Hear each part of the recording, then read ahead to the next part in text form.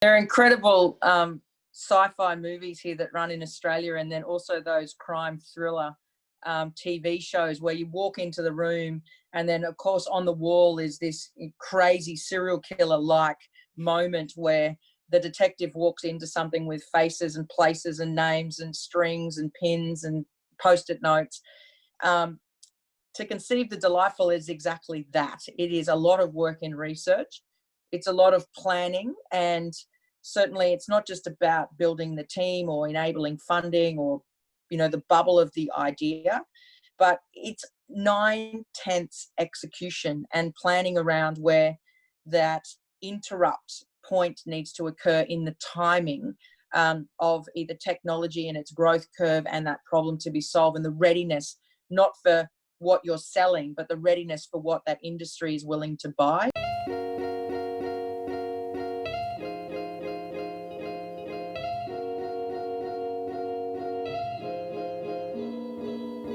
Hi everyone, welcome to episode 122 of the Startup Playbook podcast. I'm your host Rohit Bhargava, and each week I interview successful founders, investors, and subject matter experts on how they got started, the strategies they use to succeed, and their advice to current and future entrepreneurs. I'm delighted to have the founder and CEO of Everledger, Leanne Kemp, as my guest for this episode. Leanne is a successful serial entrepreneur with multiple exits under a belt over the last 20 years in tech. Her company, Everledger, uses blockchain technology to track high-value assets such as diamonds, art, and wine, with the aim of increasing transparency and trust utilizing technology. To date, Everledger has raised $40 million from leading global funds such as Future Fund, Fidelity, and Tencent. In 2018, her entrepreneurial success led her to being appointed as Queensland's Chief Entrepreneur to help support the startup ecosystem, attract investment, and support job creation. In this interview, we covered a wide range of topics, including why you should think about co-evolving rather than disrupting industries, separating out technology trends from lasting change, understanding the right timing for your solution in the market, and how founders should prepare for and think about exits, and much more. Without further ado, here is my interview with Leanne Kemp. Leanne, welcome to the Startup Playbook podcast, and thanks so much for taking the time to join us this morning. Brilliant. I'm so happy to be here. It's a sunny, beautiful morning in Australia, so perfect timing on the connection for the podcast. Absolutely. So Leanne, for those people that may not be as familiar with you or your background, do you want to talk a little bit about your background and what got you here today? So I'm the founder and CEO of a company called Everledger, and I began working in the technology space in 1996. In fact, many people look back at my career and call me a serial entrepreneur. I just find that I'm unemployable. Unemployable by virtue of my attitude, the way I think, sometimes even the way I act. I've started many companies and have had the brilliant career path of being able to experience everything from failure right the way through to success in that short period of time. And that short period of time is 20-something odd years. I've got a background, I'm a self-taught engineer, worked in RFID, radio frequency identification technology, and Everledger is the brainchild of that woven lived experience to be able to solve the problem, combining blockchain, machine learning, artificial intelligence, as well as IoT, so Internet of Things, RFID being one component, to be able to bring that story of provenance out for consumers. Something you touched on is really interesting. Just the whole kind of concept of being unemployable. I definitely think that that's something that resonates with a lot of the founders in the community, in the ecosystem. Just going back as well, obviously we'll kind of get into and dive deeper into your businesses, but looking back and doing the research for this interview, one of the things that was sort of interesting to pick out was I think you'd mentioned previously that your parents didn't necessarily come from business or from an entrepreneurial background, and you didn't really have that as something to kind of look up to. But you had mentioned previously that you took on a lot of the values from there, as well as from sport as well, the discipline that you sort of picked up. Just really curious to know what were sort of some of those values or lessons that you picked up growing up that you were able to sort of apply into business. I mean, there's always well-trodden research that goes into entrepreneurship. Are you born or are you made? But certainly the combination of being ridiculously passion-driven about a problem to be solved or a certain challenge is one of those drivers. And I would imagine a curious mind about, if it doesn't work this way, then which way could it work, whether that be business model invention or even a technical invention. And so a curious mind for me has always been the case ever since I was young. So, which is why I've probably done everything from stubbing my toe to breaking my arm in my early days. The discipline of being a sports person understands that it's in the trust you're training. And of course, it's beyond just resiliency. It's that well-versed anti-fragility, the muscle strength. And if you combine a curious mind with a challenge or a problem to be solved that resonates with you in some personal context, and you have the discipline with a pledge or a commitment to this lifelong learning, seeing things as an experiment, not really bracing sort of failure as failure, but this first attempt in learning, then sure, you can start a company, run it, be successful or not, and still engage across something of value to you, which keeps you curious, on edge, engaged, and who knows, right? Maybe you can actually solve and change the world. Speaking of changing the world, one of the bits of research that I was able to do for this interview was just listening back to some of the many interviews that you have on YouTube as well. And one of the quotes that really stuck out to me from one of your interviews was the role of imagination in general is to conceive the delightful and bring it into existence. Can you talk to me a little bit in terms of what does that sort of look like? I think for a lot of founders, there is this kind of worldview that they have of what the potential future of things will look like, but often it can be really hard to understand what that first step should be. Do you want to talk a little bit, especially from a context of Everledger? What did that sort of process look like in essentially first conceiving that idea, and then what was that first step into bringing it into existence? There are incredible sci-fi movies here that run in Australia, and then also those crime thriller TV shows where you walk into the room and then of course on the wall is this crazy serial killer like moment where the detective walks into something with faces and places and names and strings and pins and post-it notes. To conceive the delightful is exactly that. It is a lot of work in research.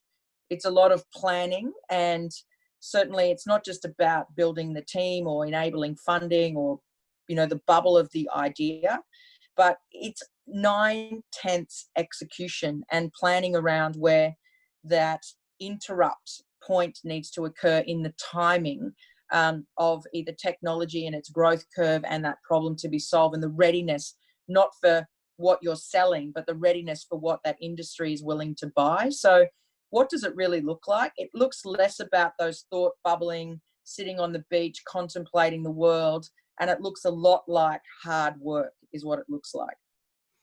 In terms of, I guess, conceiving the delightful, oftentimes, especially for those of us that are that technologists or kind of creating something in the world, it can be really tempting, especially when there is technology at place, to assume that the technology itself is delightful. But oftentimes that, it's a process to a solution, not the solution itself.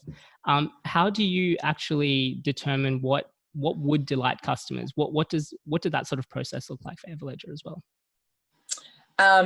It starts with engagement, deep and meaningful engagement. And my dad, of course, came from a farming background here in Australia, and he didn't necessarily leave too much behind except for words of wisdom. And one thing he said to me that always resonated deeply was, "I've blessed you with 2 ears and 1 mouth, and all I expected is you use them in that ratio." And that's really the secret to customer engagement, is our willingness to listen, and being listened to and being heard, of course, are slightly different things, but it's the engagement, the feedback loops, the co-evolution of a product, the co-evolution of an industry is a willingness for many people to come together with similar mindset and different skill sets, and to enable that process to be somewhat visceral, to be felt, to be heard, to use those spidey senses to enable that full circle of engagement. And we often see and feel and hear that engagement comes in, a really boring survey that gets certain number of clicks. How many times have I been approached by researchers in universities that just ask me to fill out a survey or be led by a number of questions, but they're not really getting to the essence of the question being asked or the essence of who I am. So what is also important in our view is the kaleidoscope view. So you often have very many different colored beads, people that will have opinions and or lived experiences.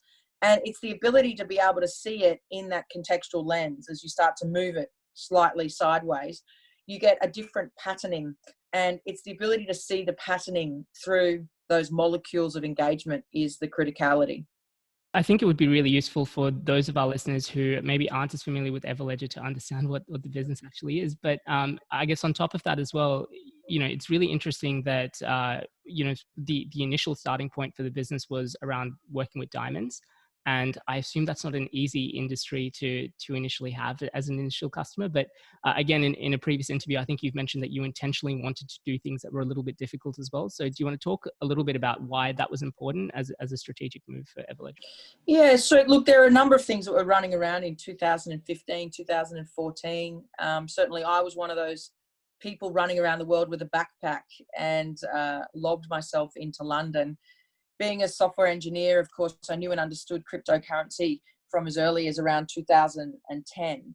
And when I got into London, it was curious about what was happening. We saw the early murmurings of really large financial institutions starting to think about cryptocurrency. They were deliberately putting job ads out for cryptographers and thinking, wow, what's going on in this financial sector?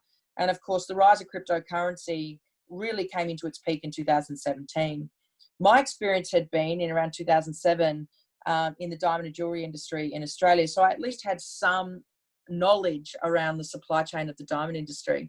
And so here I am looking at this most incredible, powerful technology that, of course, was hidden in the white papers of Satoshi Nakamoto, written form. And the potential of that technology rang very loudly for me. And in fact, I remember having a similar moment in 1996 when I started working in the RFID segment, where we had readers and attenuation systems and tags and silicon chips all running around. And I thought the combination of those together was really quite powerful for supply chain.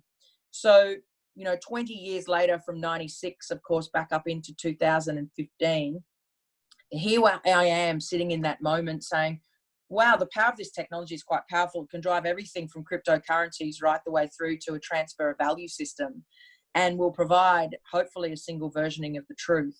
Where is my best place to be able to put this technology? And what is the biggest problem to be solved? Not where is the most powerful positioning of this technology?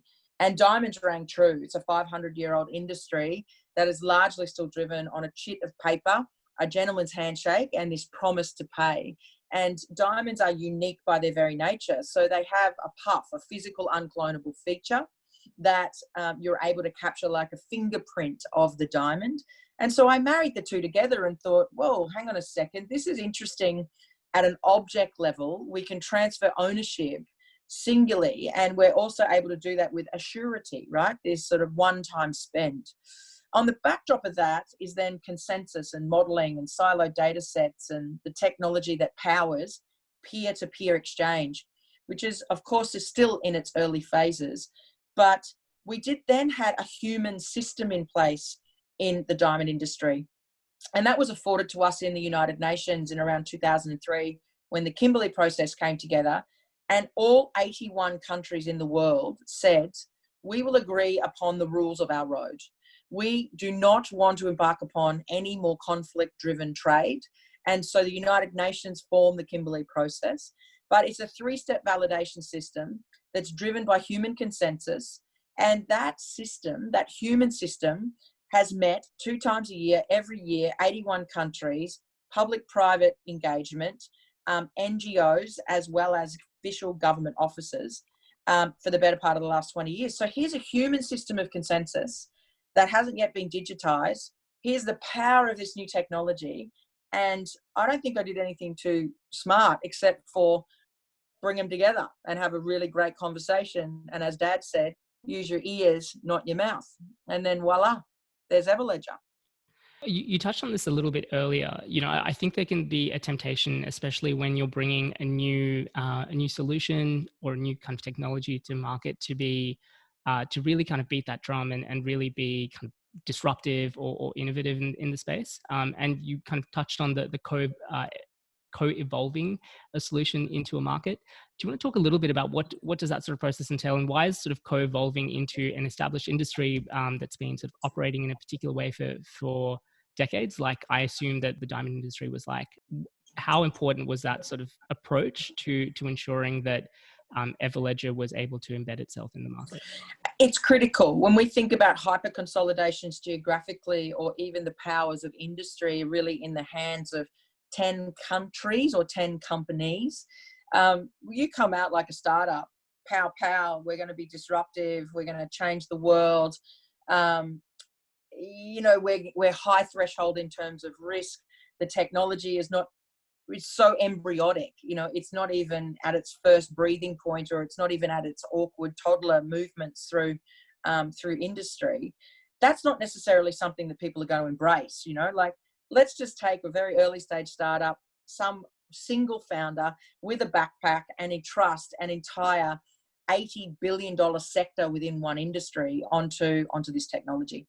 So in some respects, the use of our taxonomy, our wording, our lexicon of language inside of the startup and entrepreneurial ecosystem nearly does us a disservice in some respects. Because who wants to jump out of bed and fail? Who wants to jump out of bed with huge risk? Who wants to, jump out of bed and be disrupted or be disruptive? And so the tonality of some industries that are ultra conservative, that have actually guarded industry for quite some time, are the ones that are best poised to be disrupted. But why go into that space with such arrogance and such chutzpah?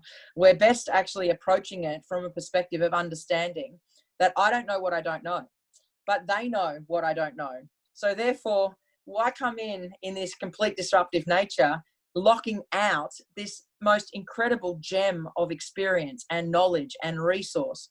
To position yourself in a way to be co-evolving is, of course, being the most humble servant to either solve for the challenge of industry, or providing for what most people want is some assurity around what the future looks like.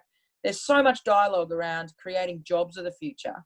Most entrepreneurs aren't necessarily concerned for that, because we create the future ourselves. It's not about what job do I move to next.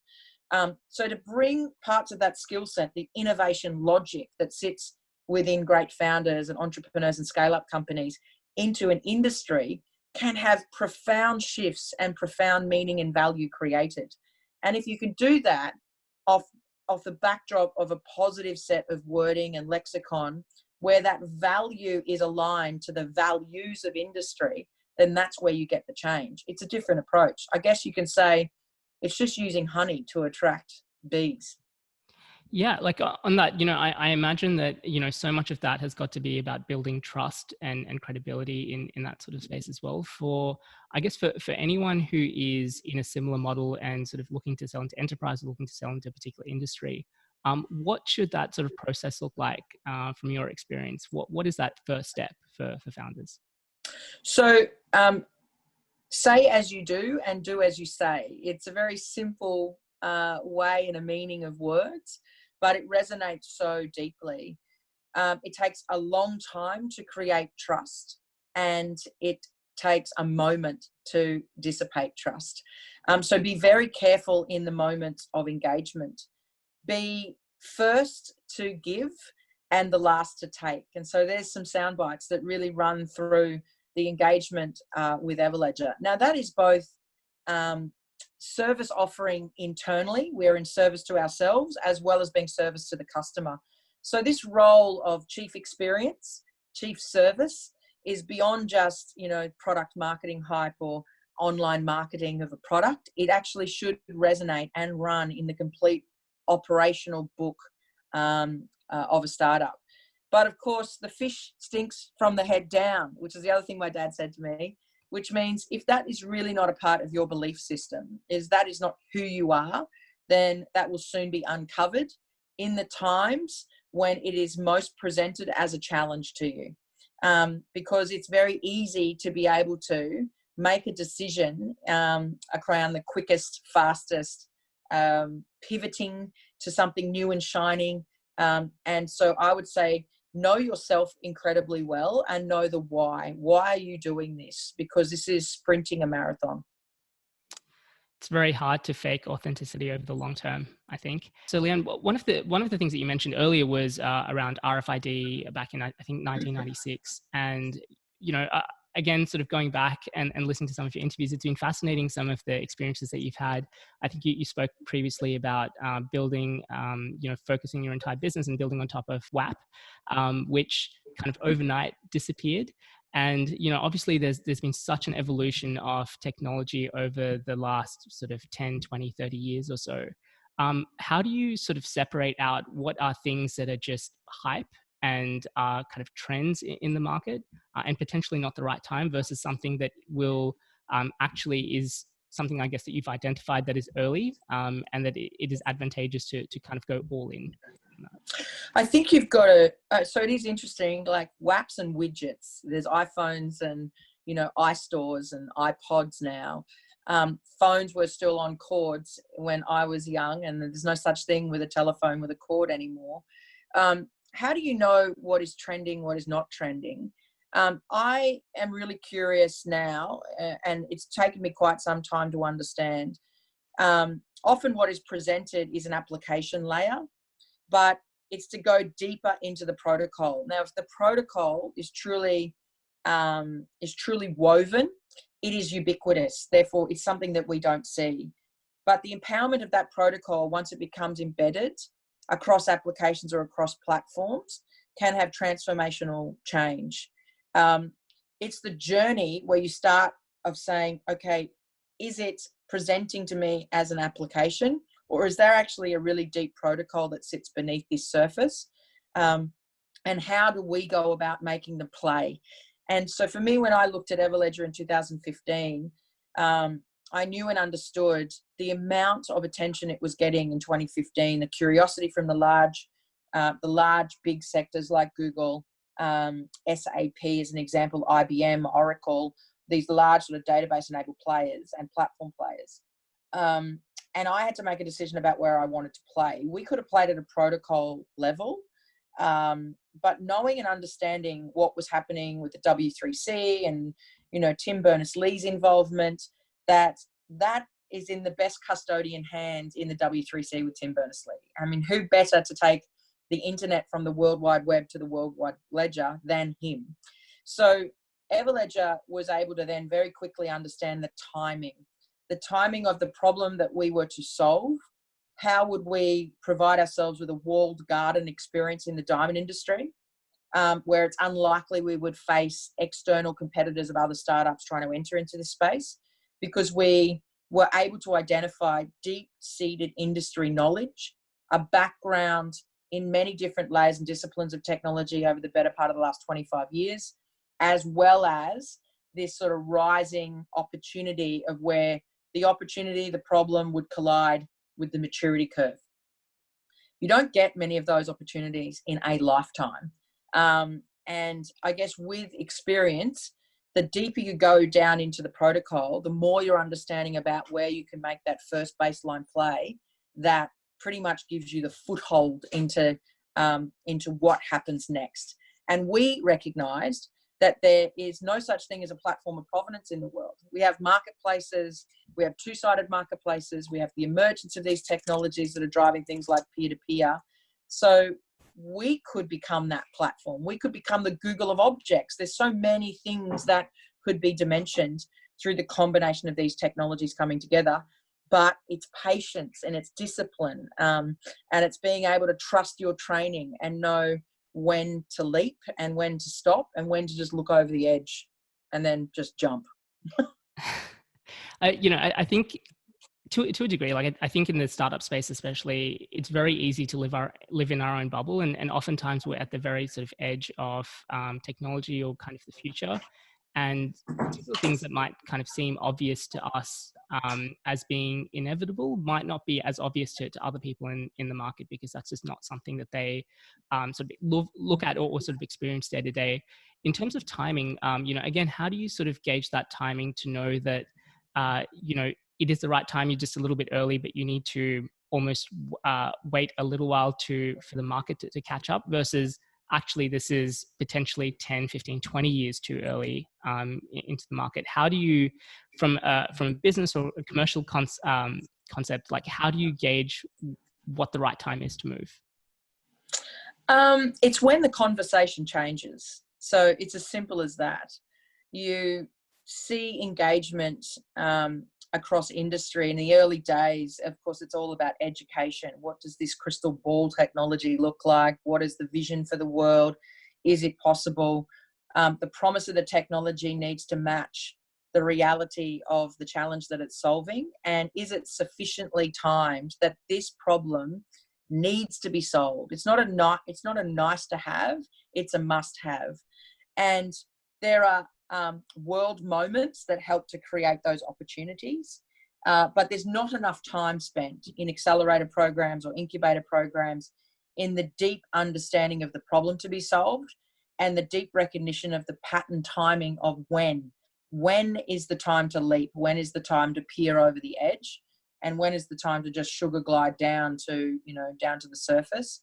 A lot of it comes with experience, and certainly over the course of the last 25 odd years, I've become a multi-hyphenate, self-taught engineer, starting business as an entrepreneur, interactions with government now, building teams, collapsing teams, understanding the ability to even tightrope the edge of insolvency, these sorts of abilities to be able to construct or deconstruct financial instruments. And it's the combination of those together, which is why people say, wow, Everledger's growing so rapidly. You're still one of the most profound real use cases of blockchain in the world that are in the hands across the world. But it's not 5 years, it's 25 years, right? It's the combination of all of those experiences that have come together. And it's a building block. It's like a Lego Meccano set. We just finally put the wheels on the car and now we've got motion. Speaking of experiences, I think running startups or businesses in general is definitely one of the most humbling experiences that anyone can go through. And a large part of that is really sort of honing in on what your strengths and weaknesses are. And I know that's something that you've kind of spoken about previously. Obviously, with your experience, you have a huge amount of strength in kind of being a visionary, in kind of understanding what that MVPs look like, building a team of about 100 or so. But you also mentioned that you have been sort of really good at understanding exits of companies as well. And that's not something that I guess is very sort of common or something that is probably as well understood in the market. So can you talk a little bit about what does having a good exit look like, or what are some preparations or kind of understanding that would be good for founders to have around that? So whether it's a contract negotiation or an exit of the company, it often looks like both people are unhappy, right?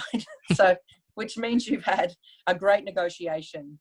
People have gotten what they want on one side, others not on the other side, and you've gotten to a point where you can both settle on a number that is agreeable. Exits are critically important because it's payday. It's the time upon which the rewards of all those efforts, not only to yourself, but to your founding team and even the broader team, are exercised. And I do talk about this actually quite a lot around being a founder and a CEO, and being a founder CEO is not necessarily the same set of exits. You can exit twice out of a company. You can exit as being the CEO of the company, moving to a chairman's role or not. But exiting as a founder, of course, is a different and a more profound step. So these are financial triggering events. And I don't think there's enough spoken in an entrepreneur world about, look, the pragmatic view about being a great founder is actually knowing when to lean in, when to lean out, when to step away, and when to step in. And that comes with experience, but it also comes with great coaching and mentoring for those that have done it before you and will continue to do it after you. And be mindful about your most powerful and potent skill, and enable that to be where you start. And it's often not where you end. Because you're often at a point where you're still bringing together not just the vision, but also the building of the future vision of the time. So I actually, may call me schizophrenic or what have you, but I have the ability to dig very deeply into the details, literally in the weeds of the code, can weave across multi-hyphenate. So I can sit in product marketing, across into into technology as well as into finance, having a commerce background. But I also know when to step away, when to enable not just delegation, but accountability powers to be given. And I think that's the part that you learn through the journey. Yeah, I think, again, I think you've previously mentioned that you hired a chief of staff roughly 3 years into the company. Yep. And that you've mentioned previously as well that at some stage Everledger will probably hire a CEO at that time. And I guess kind of building on your point, a lot of that I assume is just built on self-awareness of, what am I naturally good at and where can I make the most impact, but also what are the things that I don't enjoy as much. I guess for anyone that, and I'm assuming a lot of the listeners don't have the experience that you do as well of having gone through that process. Do you have any advice on how founders can build up that self-awareness?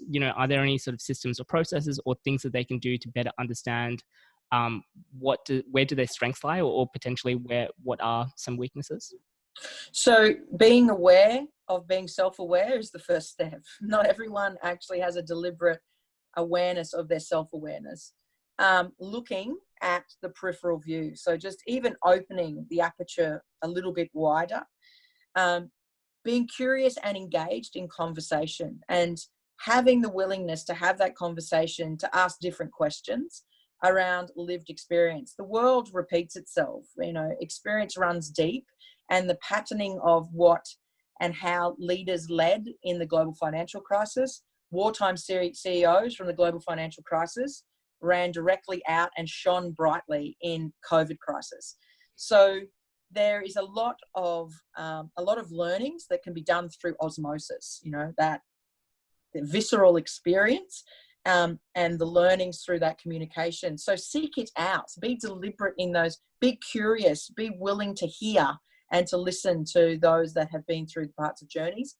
I'm also really big on intergenerational weaving, the older generation and the younger generation coming together, whether that even be in a technical discipline like we have in Everledger. Our head of R&D was Earl. He's 77 years of age, and we married him up with our young cryptography team out of the Turing Institute. And that enabled us to get a product in market, first time, real time, in situ, and it works. Because his lived experience about what it meant to put this stuff in mining or in manufacturing, there's 70 years on this planet there's not a lot that you haven't seen in 70 years. And coupling that with new generational technologies, not taking away from the power of the learned experience of the young, but actually coupling that together is really powerful. So why not do the same in your learning experience? Why not be curious about how youth explore, right? They explore things with their hands and their mouth and it's all over them, put on the walls. Do that, right? Have fun and playtime. And then also listen out to those that have lived what once could be seen as a boring life is probably a very rich, deliberate, deep, engaged life. And so listen to those intense stories, those ones, whether it's your dad who ran a hardware shop versus the, big time CEOs that are in the world, or even the scale up founders. Just be curious and listen and learn. The most interesting example that I've ever heard of this was someone I was speaking to a few weeks ago who has an advisory board set up with someone from each decade of life. So someone from 0 to 10, 10 to 20, and so on. It was just really fascinating. I've never heard anyone kind of be that deliberate in terms of seeking out different viewpoints. But Leanne, again, one of the things of kind of being in Australia and I guess being in sort of Queensland, and I know that you're a really big proponent, especially of regional entrepreneurship as well, is, oftentimes it can be really hard to get access to mentors or kind of get access to this type of advice as well. Again, for anyone that's listening to this podcast who is looking for that kind of mentorship or advice or wants to listen, but doesn't know where they should be listening or how they should be approaching that, any advice on how founders can sort of go about in surrounding themselves with the right type of information? Look, there is so much information. It's nearly too much. There's a lot of noise, some of it white noise. I would say you go back to we had a TV show here where we were stuck and didn't know the answers. You could phone a friend, you can Google, or you can buy a vowel. And I think those three things still ring true in entrepreneur land. Phone a friend, and you'll be quite surprised the 6-degree separation that exists in the world. Certainly in Queensland, we have an official office called the Office of Queensland's Chief Entrepreneur, of which I am the Chief Entrepreneur. And so government is quite good at helping in those engagement modelings. And government often knows who is where, and they're able to also assist in pathways. So there's also, the same old sort of set of really big podcasts that run, the big names in the startup and the entrepreneur ecosystem. But I would deliberately seek out companies and founders that are going through the journey at the same time that you're going through, and pick a mentor that might be a number of years or a number of stages ahead of you. And you'll be surprised just how generous founders and entrepreneurs are, because let's face it, we're all in this boat. We don't have enough resources. The water's pouring in. We're trying to get teams to come on this leaky boat saying, trust me, we'll get to the waterfall, and only to see that it's Niagara. So reach out. There's great engagement, particularly around that 6 degrees separation. Absolutely. And you don't need one mentor to solve all of your problems as well. You can always find different people for different parts. Seek diversity, seek inclusion. We have a chair at the table, which is blank, and no one sits in it. And it's for the chair to remind us that we need to ensure that we have inclusion and diversity at the table. There's always someone else that should be here that is not being considered to be here. Fantastic advice. So, Dan, you've touched on your role as a chief entrepreneur in Queensland as well. What people may not know is that this is actually an unpaid role, and it's kind of voluntary and sits alongside, obviously, your commitment to Everledger and growing out the business as well. I guess what initially got you interested? What made you want to take this on, considering that you have quite a busy schedule already? There's 35,000 startups and entrepreneurs across Queensland, and those are entrepreneurs like me that have aspirations to solve grand challenges. But they're also entrepreneurs that are farmers that don't see themselves as innovators, and they're farmpreneurs or doctors that are, coming up with a new prosthetic or a certain type of surgical instrument. So firstly, that diversity across our state is an incredible natural talent pooling. How better to think about shoring up jobs of the future or the economic baseline in being able to tap into that talent. We often think about GDP of countries being driven by its export value, which is really only one measure of success of countries or states. And so I saw this huge pooling of untapped talent or disorganized talent that we could bring together in a more formalized way. But I also saw and understood my journey leaving school. We didn't have universities that were running entrepreneur programs. We had 4-year, commitments to degrees that were in commerce. We didn't have micro-credentialing. And so I have a niece that's 10 and my stepdaughter's 21. And I thought, and both girls, what will they do? So how can I help bring together frameworks? How can I help bring together a pooling of resources? How can I inform back into government the importance of this sector? And no greater time is the importance of the sector right now. When we see COVID hits the shores of every country, we have to rethink supply chains. How do we bring up PPE? How do we enable ventilator machines to be manufactured locally? This was really the calling of the innovation army across Queensland. And we were able to have a sector that stood up to the challenges. Now, real businesses are being formed out of this. Real solutions are being invented. And some of those companies will become the next zebra. We love to call them here. We don't call them unicorns. We call them zebras, the rare and real creatures that run across the safari lands. These are the companies that are addressing the challenges today to build the companies of tomorrow. You've mentioned previously that time is currency and it can only really be spent once. How do you think about sort of balancing your own time between running Everledger and the commitment that you have in building the ecosystem in Queensland? And I guess on top of that, given the time constraints, how do you decide what to focus on from an chief office of the entrepreneur office in Queensland?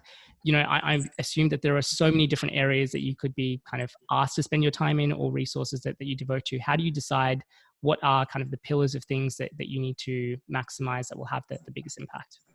So, the disciplines in training around how you would lead an organization at 10 people versus 100 people, how would you think about a government role in coordinating thought leadership versus policy enactment, really leads out in a number of ways. I think, firstly, enabling a great set of team members around you that are complementary in mindset but different in skill set, to lead out by exception ruling. I think about things in terms of exceptions, not necessarily inclusions, because the inclusions are being run by the management team.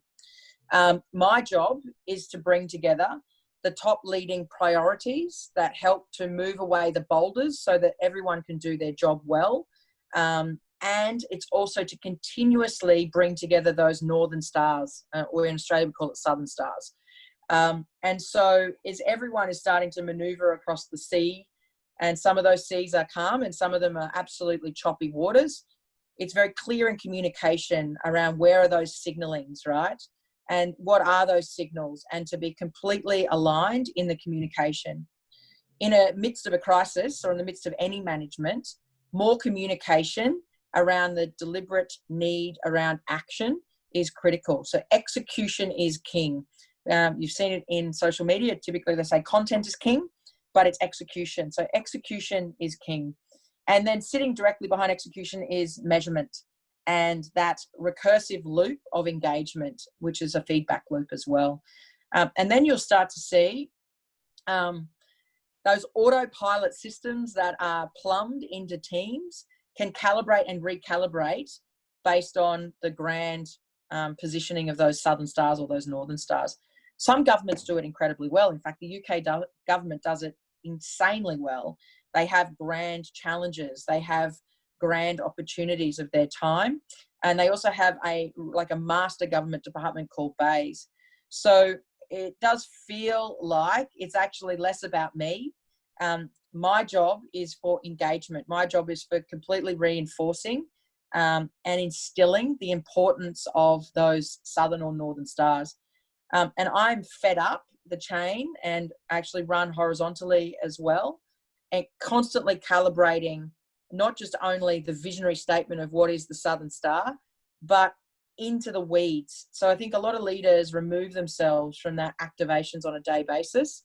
So I spend time just in observing. I just jump on calls and observe. Ghosting. I ghost into a lot of things. And that gives me the moment of calibration. And it helps me to have a very sensible, detailed conversation with leaders, functional leaders or teams. Because in innovation logic versus managerial logic, where we have hierarchical orders, companies that scale well, able to team and reteam, they have huge complex interdependencies. And we also are embedded within experiments. So experiment even with those southern and northern stars. Constantly ask yourself the question, is that still tracking in the right way? Is my engine that sits within the organization, whether that be government or private enterprise, is it still functioning well? Or do we have sort of heat sensing maps around people as well as process across an organization? And there's a lot to be done, so don't underestimate how much work is required in the detail, and be willing as a leader to step in, to take on parts of other person's roles. So there's often, we second junior members into other people's teams. Why? Why wouldn't we also second a senior leader in? Because a senior leader is also able to see things through experience, but they can also move those big, massive boulders out of the way. Absolutely. Speaking about moving massive boulders, I think Queensland has definitely been leading the way from a state perspective in supporting the startup ecosystem and launching different initiatives and programs to really drive the ecosystem. Really curious to know from your perspective of, I guess, being on both sides of that, both as a founder and someone sort of obviously heavily involved in doing that from a state and a government perspective. What would you like to see from a more federal or from a more coordinated level? What does that in an ideal world look like for you? So Queensland made a market. We made the entrepreneurial market here in Queensland stand up. And so just as you go through the evolution of being a founder with an idea, ideation stage, acceleration stage, startup, scale up, Series A, Series B, etc. So too does ecosystem building. And we're 5 years in under Advanced Queensland. There's $755 million that's been afforded to the ecosystem. And we have various stages of companies that have been relying upon the building of our ecosystem. We're probably in a maturity stage now where different programs need to be considered and enlivened, and particularly given COVID, we have to rethink a number of things. But certainly when we think about the evolution of an ecosystem, it nearly gets to the point where it's not led by government, it's contributed by many participants, which are universities, corporates, VCs, government, and entrepreneurs. And so there's a time for you to step in, and there's a time for you to step out, and there's a time for you to step to a side. And that's the part of the work in this 5th year journey. I'm 18 months into the role. It's typically a 12-month tenure, but I'll stay for 2 years. So I'll stay here till the end of this year, because we are in the stage of recognizing global pathways. There are incredible scale-up companies, less than 5 years, more than 100 staff, Series B raises of $50-60 million, that have already put, their footprints into global markets. So we have to think about global and local, and this sort of fine balance between the two.